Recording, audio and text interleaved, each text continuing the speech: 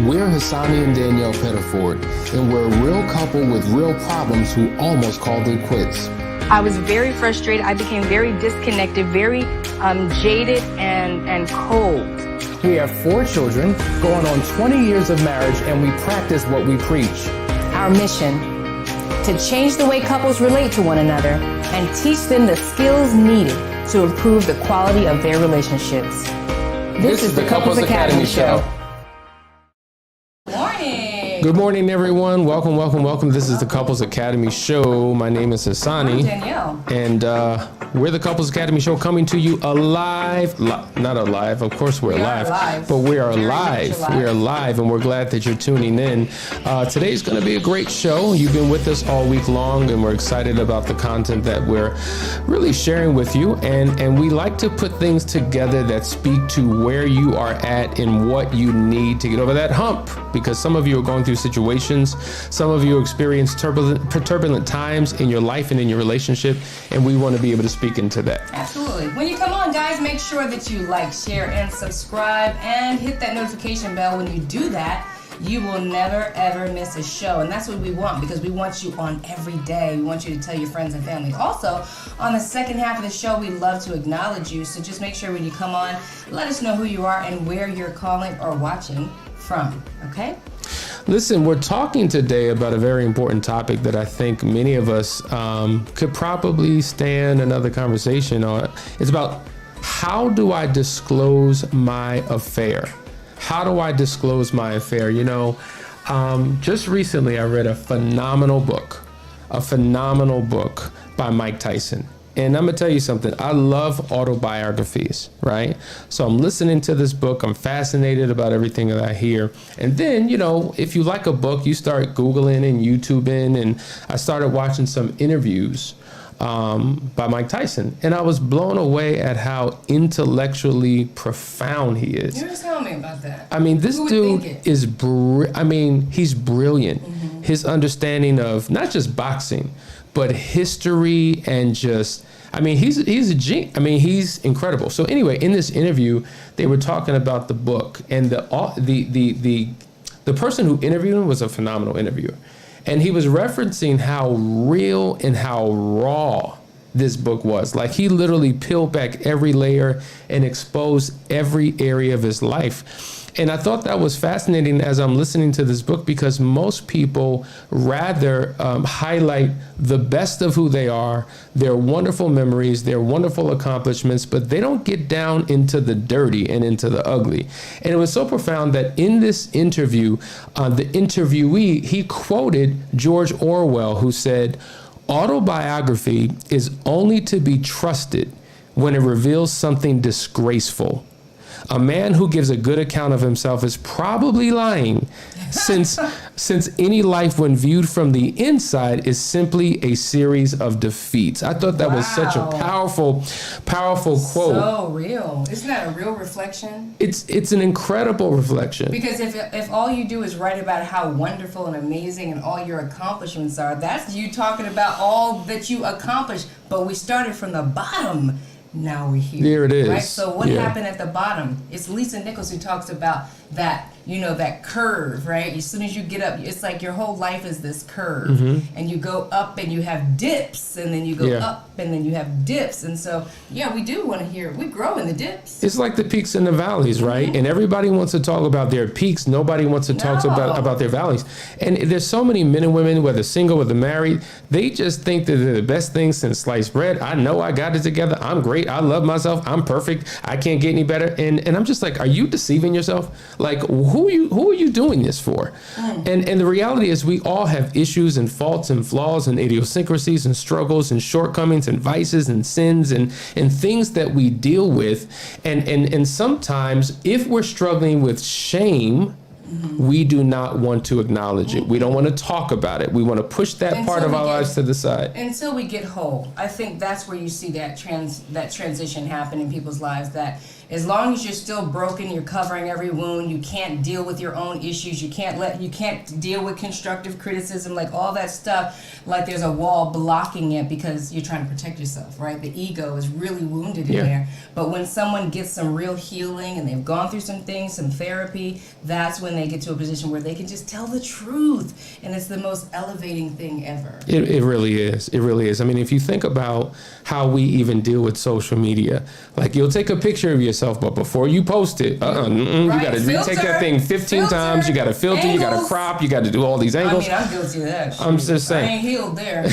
So pictures, that's where the term picture perfect comes from, because perfection only exists in a still frame. But once you're dealing with life and reality, there's no such thing as perfection. But yet we're still trying to hold on to this image that's not real. And the reason why I'm bringing this up is because if we struggle in normal everyday life to be truly authentic and genuine and expose who we are, the good and the bad, how much more difficult and complicated can it be when you have to fess up and reveal, be transparent and completely vulnerable, open and honest when it comes to your betrayal? Oh, you absolutely won't. You won't disclose the betrayal because you have a lifestyle of not disclosing, not being transparent. That's how you get there.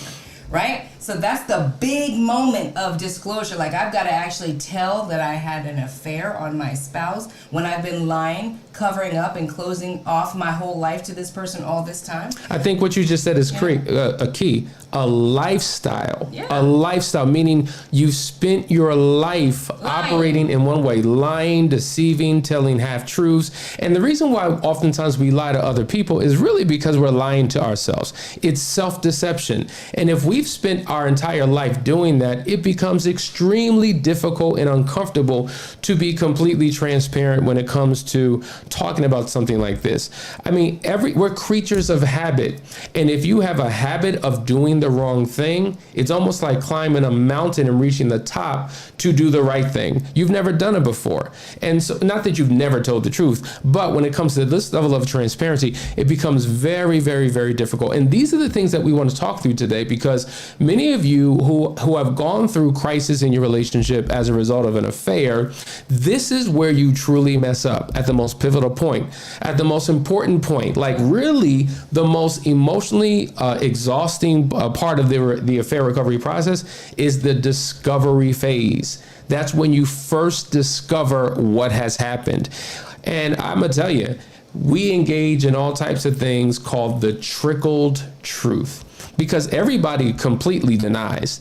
Well, not everybody. Let me not say that. I don't want to use absolutes, but overwhelmingly, a large percentage of people straight up lie. And even when you have fact, proof, and evidence, they will lie and tell you that's not me. Your eyes are lying on you. I mean, remember Rodney King? Now, the world saw this man get beat up by these police officers on television, and the attorneys were trying to convince us that our eyes were lying to us, that we were not seeing what we were seeing. And even though it was obvious, they still tried to hold on to that. But now in affairs, oftentimes we deny the obvious. We have receipts. That's the new term now. I got my receipts. We have the proof. We have the records. We have pictures. We have video. And then we will still deny it. Now, even with that denial, it doesn't create closure for the person who's being lied to, because even though they have all this evidence in front of them, they still don't feel like as if they truly know until their partner completely admits it. So they're still in a state of struggle. Like, why won't you just admit it? Why won't you be honest? Why won't you just tell me the truth? And then they begin to question their own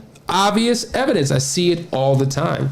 And if you truly want to heal and move forward, you've got to handle this entire process correctly. I mean, yeah, word. And so we want to talk about what the steps are and what you need to begin to do to have an effective disclosure process, because the discovery phase is when you just discover what has happened. But you have to transition into what we call full Disclosure, where you unpack all of the details of the affair. So we're going to go through some steps. And step number 1 is simply no more lies. See, people lie for a multitude of reasons. Either they're lying because they're trying to protect their partner from hurt and pain. Fine, you discovered that I cheated, but to tell you all the details, that's going to crush you, that's going to destroy you. And to keep from doing that, I rather hold on to these truths for dear life. I'd rather take them to the grave than admit to you what has happened. It's horrible because I feel like that just keeps the box of confusion open. Like, people need to close those loops in their mind, you know, and so for you to hold out and refuse the truth. I love what you were talking about, like them seeing Rodney King get beat down, and they're literally telling us we're seeing something different. People have so much evidence all the time, but their spouse won't own up to it. They've been trained to lie. They've been trained to lie. So we're going to go through these steps, guys. I hope you're getting something out of it. We want you to enjoy the conversation. This is when you need to push that like and share button. Bring other people into this conversation, because this is where people are at. And come on the other side with your questions, guys. I see some comments, but I need questions. Come on, guys. This is the Couples Academy Show. We'll be right back.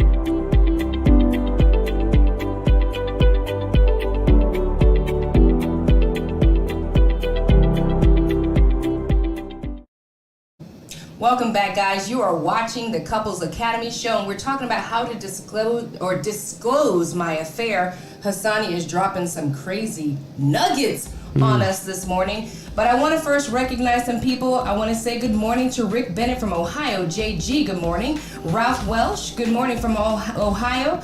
Carol from Texas. Dee, good morning from South Carolina. Brandon from Oklahoma. Carol from Jamaica. Clinton, Rick, good morning, everybody. I see the comments coming in right now. Thank you so much. I do have one question. It just popped down from Chris. He's in Richmond, Virginia. He's asking, is it worth taking time apart after an affair to find yourself? I want to work on repairing us, but I'm not sure she wants to.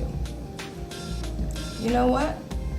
Yes, I think there is time. It's important for you to work on yourself. The way Hassani and I work on things like this is that we will actually split the couple up. I'll work with the wife, Hassani will work with the husband, because if you go to your individual counselor and you're both receiving different information, oftentimes you're going like this, right? Because you're not on the same page. When you come to a Couples Academy and you're working with us, we are guiding you together, and the overall intention is to get you into some couples counseling right after working with us individually. So I would say yes, it's important to work on yourself while you're working on your marriage so you don't grow apart. Now, to clarify, he said, I think he's saying, is it okay to move apart, to move away from, to go somewhere else? Now, yes, you should be working on yourself individually while simultaneously you're doing couples counseling, but you should not go away, right? right? So I'm gonna just separate and go.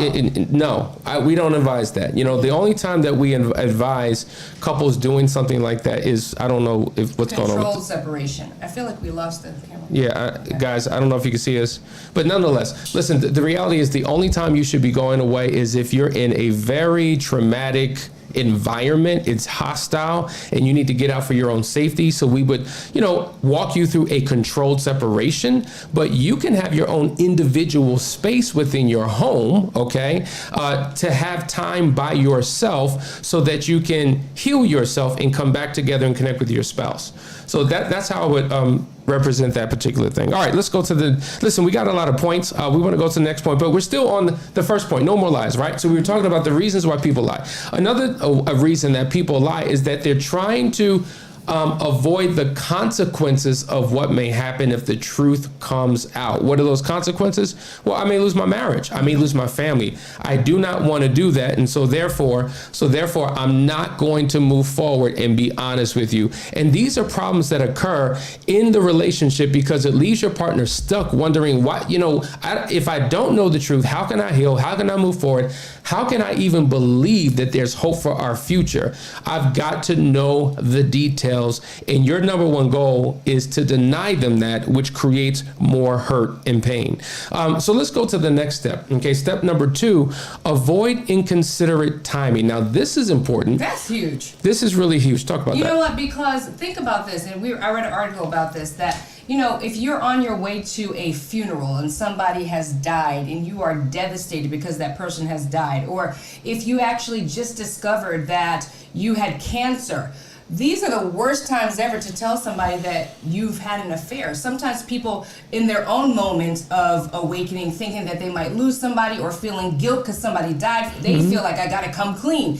But it's the wrong time. And it's actually scientifically proven that sometimes when you experience traumatic experiences like the truth of an affair, it actually will slow down your ability to heal. So in the case of, you just discovered that you had cancer and your spouse says, I just want to tell you what happened.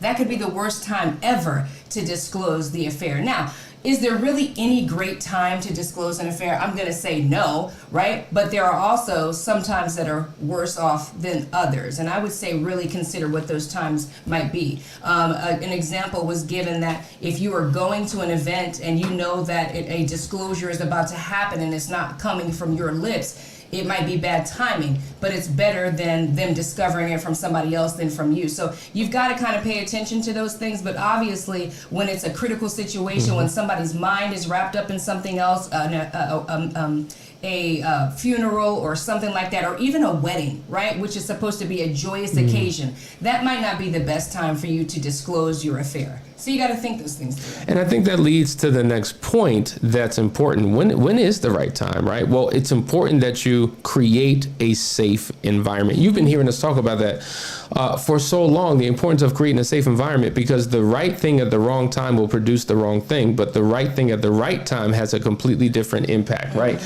Like, for instance, I have 2 couples who are on vacation right now, 2.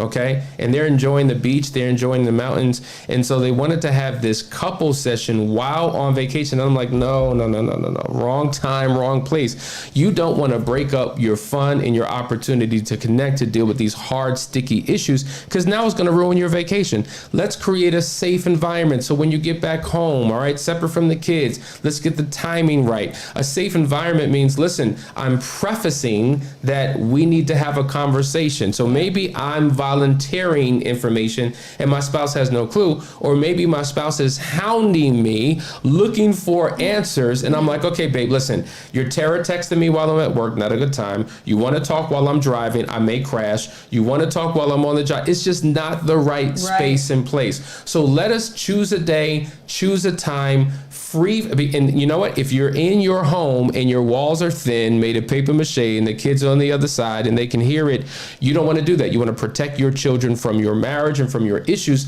So sometimes going on walking talks, sometimes going on drinking drives, sometimes going to remote locations and hashing it out and then coming home. Yeah. Those are the environments that are conducive for this type of conversation. Absolutely. There's a comment here, which I can't turn it on, but I'll read it. It's from Teresa Maria. She says, "Good morning. I found out about my husband after about 2 months ago, affair about 2 months ago. We have been watching your videos on YouTube. Love them. My question is, how do we find the why for what he did? Love you guys." Yeah, that's a great question. The why. The why is, for many people, the most important thing. Like, fine, you've told me the gory details, or maybe you haven't, but I want to get to the heart of the matter. Why did you do it? And so what I would say is that we'll get to that point. Just hold that off, because, let's just go through these steps, because I think it's going to get to where you want to ultimately go. The next step is avoiding staggering disclosure, right? Avoiding the staggering disclosure, meaning we talked about the trickle truth. So I'm going to give you a piece here and a piece there and a piece there and a piece there. And I've been told that that's all I need to know. I've been told that I told you everything. But then something else comes out because I asked another question, right? And so it's important that you do not do that, because if I believe that I'm being told the truth and yet here something comes again, well, I believe less and less in the possibility that we can have a healthy relationship. I may not even believe what you told me before, right? If it's trickle truth, what you told me before, now that's included. Exactly. Because things start changing, and now I do the math, and it's not adding up. It's not, because 1 + 1 doesn't equal 3, Joker. It equals 2. Right. And something's wrong and shady about your story. So even when you tell the truth, now it's just like the what is it? The boy who cried wolf. He was lying and lying and lying and lying, and then he told the truth and he wasn't believed. And the wolf tore him up. And you get mad when you finally tell the truth and don't consider the fact that you've been lying all along. Listen, we got one more segment. You're listening to the Couples Academy Show. We're talking about how to effectively disclose an affair. Meet you on the other side of this break.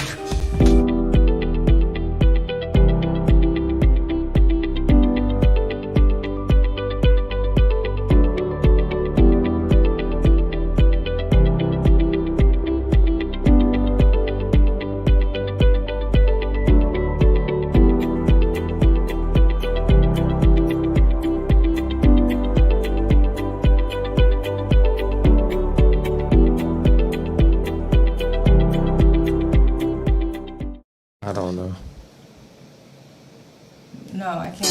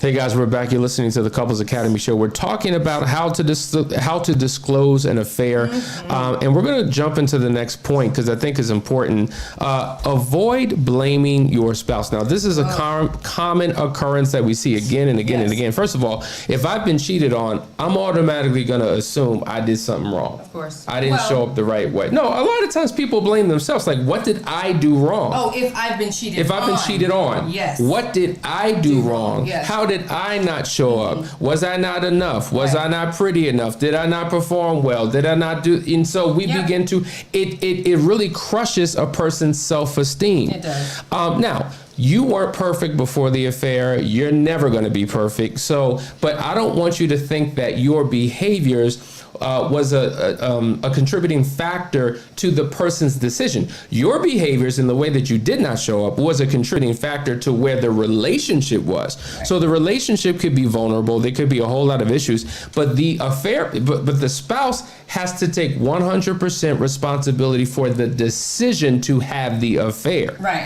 But I also think that what you find is that you have a couple that both were unfaithful. Right? And if both were unfaithful, then now they're pointing the finger like, well, you were unfaithful first, so that I was unfaithful after you. And we all know two wrongs don't make a right. But that's where I see a lot of the blame game coming in. And somebody usually takes on the blame. It depends on your personality, but somebody usually takes it on. Like, if it wasn't for this, then he wouldn't have done it or she wouldn't have done it. It's just a toxic cycle that we get in. Yeah. But Danielle, that's true. And I see that happen all the time. But let's just say it's not mutual. They both didn't cheat. One did. I mean, we constantly hear people talk about, well, you just didn't give me enough affection. You didn't give me enough time. You always arguing and diminishing me, and you're always doing this. And all of those things may be true. Like, let's just keep it real. We show up sometimes in an unhealthy way in our relationship. All those things can be true. But that, in my opinion, still does not mean that you take total responsibility for somebody else's actions, because at the end of the day, we've said this before, and I'll use this example again and again and again. If I have a lighter and I light it and I put your hand underneath this flame, and then I put Danielle's hand, over the flame. I'll put Danielle's hand over the flame. I'll put your hand over the flame. You may scream, Danielle may curse, I may suffer in silence. We're all experiencing the same pressure, but yet we respond differently. Why? Because pressure forces out of you what was already in you. So if I'm going to curse you out, I was probably doing that before I faced this pressure, or the ability to do that was already in me. Absolutely. Right? So if I'm cheating, maybe there's a history. Maybe I've done that before. And that's the way I respond when I experience pressure. So is there a way to avoid pressure? No, it's a reality. Is there a way to avoid conflict in a marriage? No, it's a reality. Is there a way to avoid misunderstanding and hurt feelings and seasons when you go through challenging times? No, it's a reality. But that can't be my reason as to why I did what I did, which goes to the lady's question. I need to understand the why. Why did this happen? Now, here's the fact. Okay. The person who was unfaithful may know the why, they may not know the why. Sometimes they're fishing for things. And the easiest thing to point to is you, because, hey, we're in this relationship together and you didn't show up the right way. So it's easy to do that, which means that my focus is on something outside of myself. See, your eyes look out, not in. That's why you have to work with somebody that can help you dig a little bit deeper. Let's just say I do know the why. I may only know the why on a surface level. But you need somebody who's going to go deep, deep, deep down, 6-7 layers down in within you to unpack what the real why is. Because listen, some people are addicted to sex. Some people are addicted to new. Some people are addicted to love. Some people are addicted to attention. Some people are addicted to romance. So once your relationship ceased doing what it once did, now you're off looking and searching for somebody else to give you what you wish you still had, but you no longer have. And so that's why we can't easily diagnose somebody as being this or being that. We got to go deeper, right? Some people have mommy issues, daddy issues. Some people deal with loneliness and rejection. Some people have insecurities and inadequacies, and they don't feel like as if they can be anything through the lenses of their spouse. There is a ghoul gob list of reasons why people do what they do. And if you attach the wrong why to your partner because you see it a certain type of way and they don't own that why, it can possibly happen again. I've got to own my own why, but I can only own it if I first understand it. Does that make sense? I mean, you on fire. I feel like I wish I had a bomb to drop so that we could get... We may start doing that, right? For real. And this is real. This is what you all have to be aware of. And this is why it's so critically important, if you are the offender, to get help. Because I hear this mess all the time. Well, I'm going to just make the decision to stop. I mean, I just decided I was just going to stop. And just believe me this time. Yeah, believe me this time. I'm telling you the truth this time. Joker. Please. What track record do you have of telling the truth? It's not like a switch that you just turn on. There are steps that you have to take in order to overcome your own idiosyncrasies, faults, flaws, inconsistencies, your bad behaviors to get on the right track. Now, we're talking about disclosure. This is more than just a one-show topic because there's so many components. But let me just go to the last point before we close out. You've got to seek a third party for guidance. You cannot do it on your own, because when you come to Couples Academy, we're going to guide you through a very specific process. And then, even if I told you what it was and you did it on your own, you're still missing the accountability. You're still missing someone to help navigate that conversation. You need somebody to prepare each of you for the conversation, then be a part of the conversation. And then you need somebody to help ask the right questions that one of you did not ask, help the person properly answer the question that they did answer, because sometimes we can put words to things that you struggle to articulate. And so if you're attempting to take the DIY approach, just doing it on your own, yes, it can be productive, it can be successful, but there are some other steps along the way that you need to take to get it all out. Because if it doesn't come all out, trust me, you're going to have the conversation again and again and again. Well, we see these comments are coming in like crazy. Tomorrow is Q&A day. I'm taking these questions and we're going to answer them tomorrow. So make sure you tune in for Q&A Fridays. Listen, guys, we appreciate you. Hope you got something out of today's show. We love you and we will see you tomorrow. Deuces.